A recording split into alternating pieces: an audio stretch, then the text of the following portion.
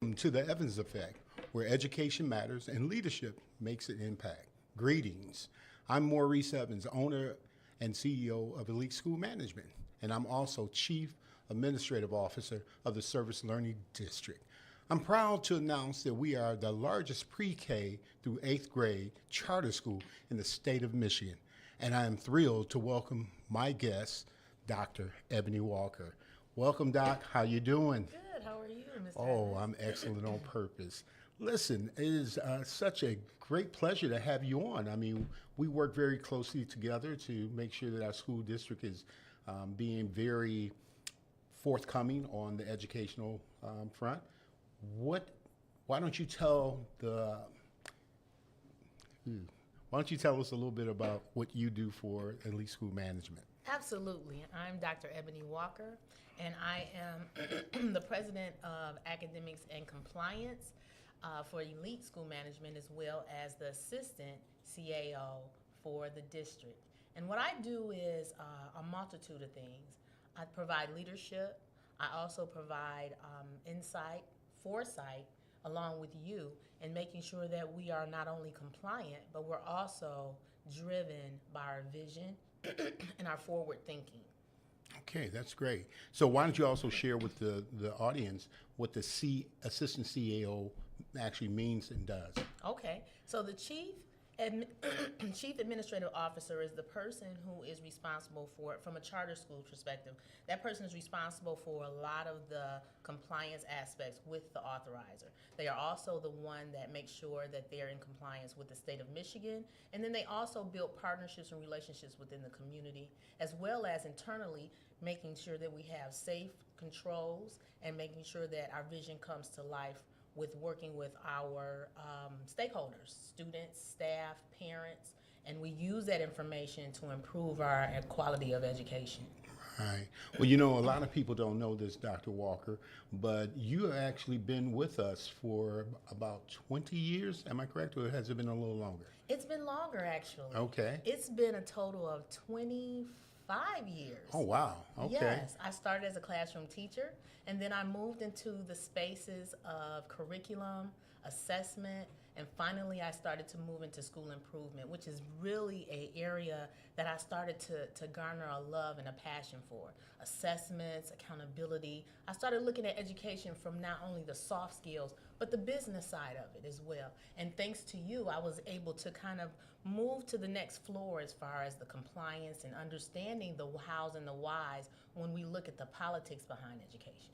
You know, it's very funny that you should even bring that up. A lot of times, our staff members nor our parents understand that there is a political machine behind education and how we actually drive our school district in the right direction. Why don't you kind of share with us a little bit about yourself? You know, where you started, how you became a teacher at Detroit Service Learning Academy, which at that time was the formal YMCA Service Learning Academy. Why don't you kind of give us a little bit of background there? Absolutely. It builds the timeline of how Detroit Service Learning Academy came into fruition. It started as the YMCA, as you know, because you're a founding member. We started as a partnership with Edison Management Company. And with that, we learned a lot. And that gave us a lot as a teacher. I started to gain more insight on curriculum, classroom management, and understanding that there has to be policies and processes, even as a teacher, understanding that. And then as we moved through, and I started to understand how curriculum needs to abide with state guidelines, as well as making sure it meets the needs of our student. Our student population is, of course, particularly Title I, of course, and oftentimes there's a stigma that goes along with it. But in my studies and being in the classroom and understanding curriculum, I got a chance to really understand that it's not necessarily the curriculum that drives that student. It's the teacher with the curriculum and understanding how important it is, the fidelity of the curriculum being driven through those students, and understanding that they must have a passion and a love for what they do on a regular basis. Not just the teachers, but the students as well. Taking test scores such as state assessments, MEP at the time, MSTEP, and start to diagnose all of those different pieces, but from the student's perspective. When they start to have an understanding of the importance of assessment, that's when they start to get it. And then it takes them into places that they never would have imagined, because now they know how to accomplish things as grades and doing better, but doing more when it comes to the assessment side, which opens doors for them. SAT, PSAT, all of those pieces it's an area that oftentimes students don't necessarily, they don't understand the importance and the relevance of it. But then by the time that they get out of school, they understand how important it is. It was my mission to start as a classroom teacher to let them understand you have to do well on these tests, because oftentimes these schools, your success, it's built off you having that confidence of doing well on a test and not just having A or B in a class.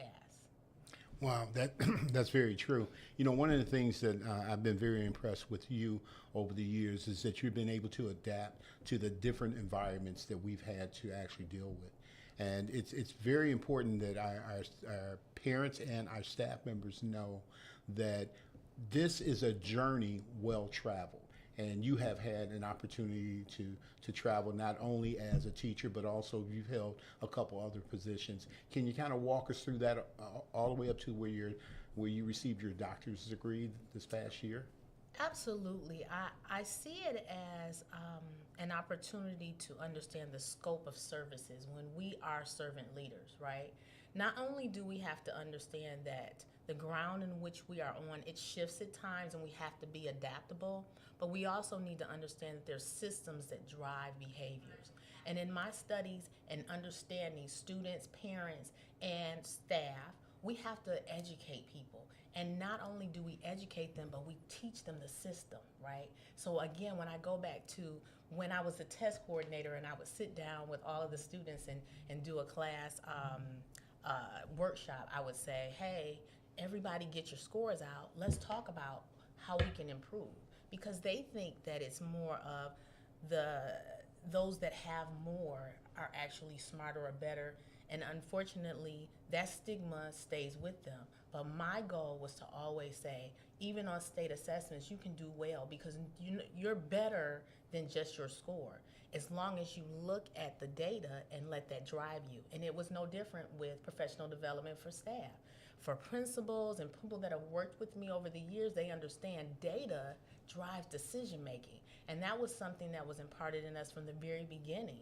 So when you look at that data, you can make an impact very quickly just by understanding the systems that drive it. Right. You know, and that's finally important that we understand that our school district is always striving to be the best at what we do.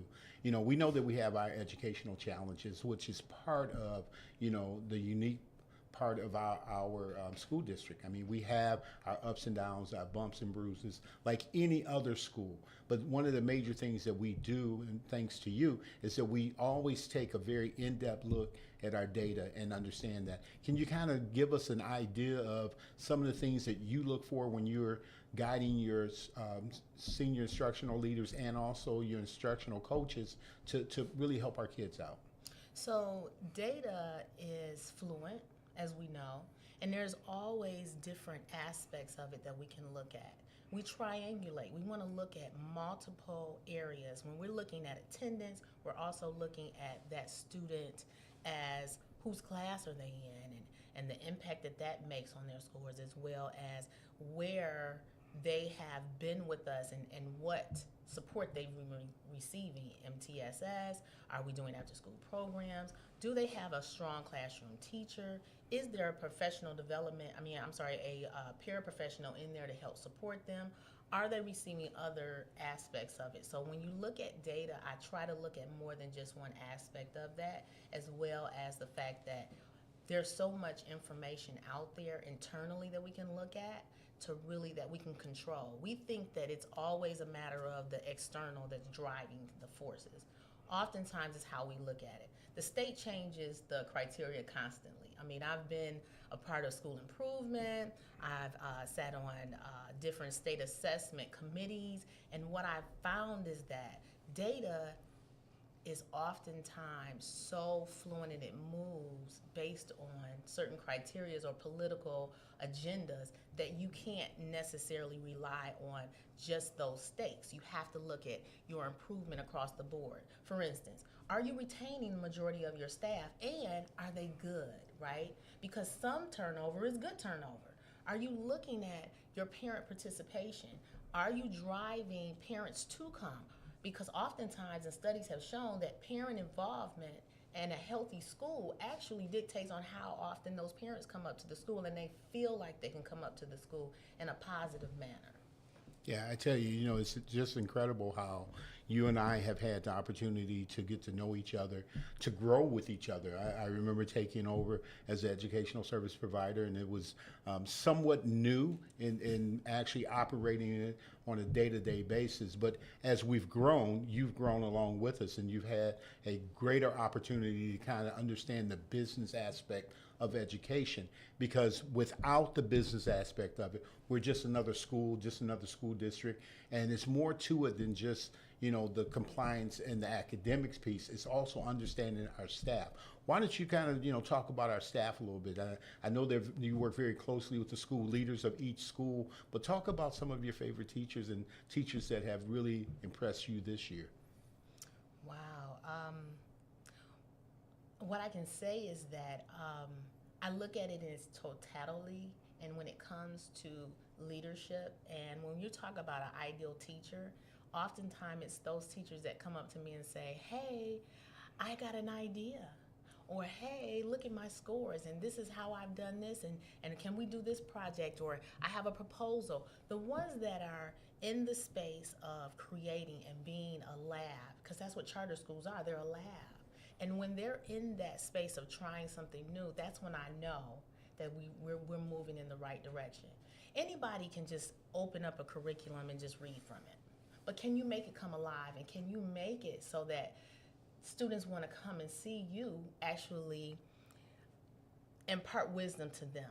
And now that they receive it, they want to grow and they want to do better. So ultimately, my favorite type of teacher is a teacher that is willing to take risks, that loves their students, and that they're always trying to find something better and newer so that they can connect with the students. Yeah, I tell you, we have fabulous staff in the Service Learning District. I love all of our teachers and get a chance to come into the schools and really have some dialogue about not only what they're doing in the classroom, but also where their families are and how their families are progressing on and moving on to a higher grade level too.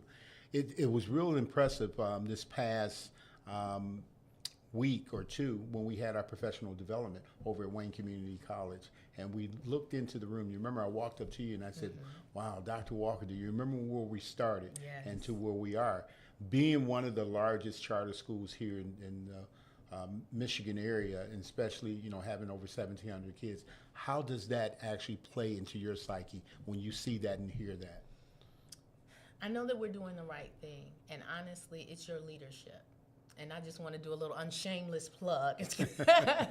But all of the things that I've mentioned about the teacher is actually leadership. It trickles down, right? And you're a visionary, and you're one that leads leaders, and then that trickles down to the teachers, and they become leaders of their own environment, right? So because you are a visionary, because you seek greater and better for everyone, we do the same thing, and then it trickles down. So to look at all of those staff members at this time, where I remember where we only had a few, and then it was, we started increasing, then it changed again because the environment changes, to see the staff and their engagement. Right. That's what matters. Yeah. And they're writing things down, and they're trying, and they're having collegiate conversations. That's what I'm proud of. All right. Well, I'll tell you, it's very interesting to see our staff actually interact with you. We've made some managerial changes at the beginning of the year, provided you with the opportunity to take over all educational growth in all of our school districts, and to see the school leaders come over to you and start understanding the business aspect of education and how important it is to get into the classrooms and to be able to talk with the teachers on that level, because at one time our school leaders were excellent classroom teachers, and that's what we look to do. We have a saying at the elite group where we talk about we train to retain. And that's vitally important because all of our teachers are great people. They're people that want to make sure that they're giving back to our community, but also uplifting our kids and making sure that our kids get the best. Well, listen, we're about to take a break. When we come back, we're going to kind of talk about your doctor's degree. And then also I want to kind of touch bases on what we did during the pandemic that made a difference in where we are today. When we come back with Dr. Ebony Walker. Your microphone slipped over on your lapel, and I just want to fix it quick. Shouldn't have affected the sound.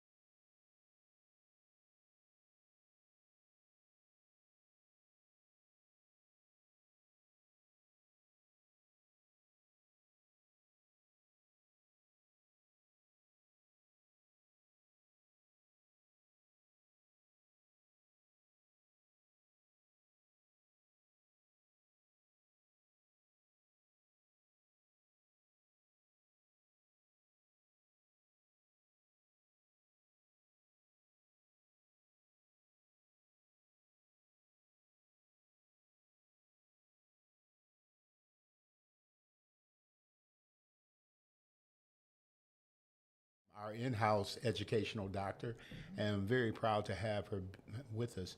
But what I would like to kind of talk about on this session here, Doc, kind of share with us about the pandemic, how we had to adapt to get things prepared and get our kids prepared, because that was a very unsettling time, but we had to come together as a team and make it happen. Kind of shares what your thoughts was at that time. Absolutely. This is where team works. It just works.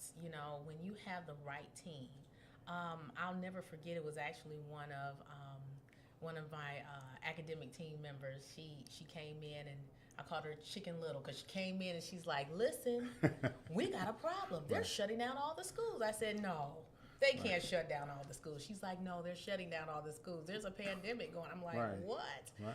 And I just remember how we all kind of huddled up together, and we called the staff, and they all came in, and we just said, "Well, what do we have? What do we have to do to become digital?" Like, we pulled in the president of who's now David Brunson. He pulled in his team, which was technology, and then we pulled in the curriculum team and my team. We worked with the administrators and the teachers, and we just said, "Hey, this is what we're gonna do, and this is the platform we're gonna use." And So we're going to be at home. And what I saw during the pandemic was actually it's the concept of when cream rises to the top. Right. One particular teacher, and she was our honors teacher at the time, and seasoned teacher, by the way, she was impressive. Not only did she learn technology, something that she wasn't as familiar with, but she took it a step further. And what she did was she cared about the students.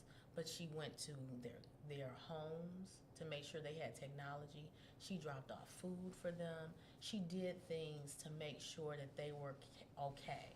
And that was before everyone was thinking about the social emotional learning aspect of it and all of those aspects. But what we really saw was people rising to the challenge Right. and thinking outside of the box. Which was very unique. I know I remember sitting in a meeting with you and our president of technology, David Robinson, and kind of coming together with what we needed to do one-on-one technology with all of our kids. Absolutely. And I think back then we were about 1,400 kids strong. So you guys had your true work cut out for you to make sure that all of our children went home with a technology piece plus, you know, a hotspot. I mean, that was really big. A lot of work went into getting that done. I do remember us leaving the school building sometime at 8, 9 o'clock at night because we had to kind of drill down. But one of the things that I want to thank you for is being very calm, having that calming voice along with the staff. You know, making sure that the staff understood that we could do it. That was a great accomplishment on your part. And we just really thank you for your contribution to, you know, the Service Learning District. You know, you've been around for quite some time, and it's been a pleasure watching your growth into the business leader that you are in education. Let's kind of switch speeds just a little bit. You know, you made a very large contribution to education. I remember when you started it and you had an opportunity to complete your doctor's degree. That's why we now address you as Dr. Ebony Walker, which is such a pleasure to do. Kind of give us a little background on what it took for you to get where you are today and how education really mattered in that process, because you were learning new things, but you were also kind of learning about the charter school industry. Can you kind of talk about that for us? Absolutely. My dissertation centered around accountability, and I knew assessment was one of the aspects of it, but then I took it a step further. I wanted to find out how charter school authorizers hold charter schools accountable, and if the marginalized population that we often serve in our community, are they viewed differently when it comes to their contracts? And as I started to kind of unfold some things, it became it was enlightening, because people don't realize, but the studies have shown, if you have a population that's over 65% or more of students that are Black or brown, if they are free and reduced, and if they are in a considered an urban setting, 9 times out of 10, or like 65% of those charter schools actually close within the first 5 years. Wow, that's incredible. So to your point, we stand in a space where most people don't even get to stay and be in a space this long, right? Right. We're talking about 20 plus years. And that's not by happenstance, that's strategic. Right. Oftentimes, if I've looked at and even saw the studies and saw the information as you had to look at it, and you start to see why. Well, accountability drives oftentimes what really happens behind the scenes. And what I started to find out is that we don't value the fact that the state and the federal government actually has what is called the 10 components for schools that are Title I. They have to complete a needs assessment, and ultimately they have all of these requirements, right? One of them has to do with your parent engagement, how you engage your stakeholders, and all of these aspects. If we were to look at these different aspects of it, we could actually use that as part of our ways of improving instruction. But oftentimes, authorizers don't look at it from that standpoint. They look at it from whatever the state dictates. And that's where I have to say, we have to look at ourselves as community schools. Why don't we do something different? If we're charter schools, why can't we think outside the box? Or better yet, look at what has gone before us, look at those criteria, and then say, hey, this is what we should be looking at from our contract, Yeah, right? that's This true. is what we should be saying to our parents when we say, okay, parents, we have these connections so that you have resources, and we are part of your resource. But instead, we just look at test scores. Right. That's the heaviest weight, as if that is the thing that defines schools, and it shouldn't. Right. It limits us. Yeah. So I wanted to mention that because in my findings, that was one of the major aha moments. But to your point, when we talk about the journey, it was a labor of love. And it also allowed me to open my eyes to understand the components of how valuable training, instruction, professional development, support, all of those aspects, looking at your federal dollars and leveraging them. Pandemic, for instance, we were able to do so much with those funds because we leveraged our resources. And oftentimes when you look at those aspects and say, this is our priority, right? Right. Right. And we align our resources to them and we align our people with training, then oftentimes you're going to see progress because you're looking at the data. Yeah, that's very true. You know, and I really commend you on being so focused on receiving your doctor's degree, but also you worked a full-time job. You know, you raised your family. You know, you had good quality time with your son and your daughter. You know, you did it all, and that's one of the things that I want to make sure that people understand, that the reason education matters is because it trains you for the entire purpose of your life. You know, the love that you have for education, the reason that you're sitting in the chair that you are, the reason that we're growing by leaps and bounds is through your leadership also, and I commend you for that. You know, so let me say this. One of the things I don't think that a lot of people know is that you have a very rich background, even in the sports arena. You ran track, I believe it was, and was a cheerleader too? Yes. Yeah, why don't you tell us a little bit about that so we know about Dr. Ebony Walker? Oh, wow. That was high school. Okay. Detroit Northern. Shout out to Jayhawks. And actually, I work with some of those individuals. It's a lifelong learning experience, right? Right. Some of them actually work with us. Okay. I started in humble beginnings. You know, I was just that student that actually wanted more. So I feel like it's my mission, it's my life's mission to make sure that I open doors and provide opportunities like Mathnasium for students that are really struggling or they need more support. Something that that access will Right. deliver for them. I was that student, even being young, saying, why don't we, and even these kids, because that's how I felt, they're kids, Right, and right. I'm like, why don't they care about education? It's our key to success. Right. No matter what you do, That's you have correct. to focus, because this is where you're proven. You start with something as simple as education, and then you start to create a personality around tenacity, commitment, drive, rigor for yourself. Right. That's And true. that's why that doctorate was symbolic for me, because it started to show me that it opens up doors even beyond where your humble beginnings are. You can achieve greater and more simply by focusing and knowing that you can do it. And it doesn't matter about how much money you have or how much where you lived or what school you went to. That's It's right. about your grit and your will to win. Right. Well, let me tell you, one of the things that I am so impressed is that you are a product of Detroit Public School System. You know, even though we are a charter school, we still pay homage to a lot of the great educators that have come through there. And it's just such a pleasure to work with you on a day-to-day basis, to work beside you, you know, just opening up, you know, a lot of the different doors that we have for our young people. And I'd just like to thank you for not only being a part of the elite group, but also being a part of this program today, the Evans Effect, where education matters. Thank you so very much for coming out today, Dr. Ebony Walker, and we'll see you amongst the building, as one of our colleagues always say. Thank you. Thank you.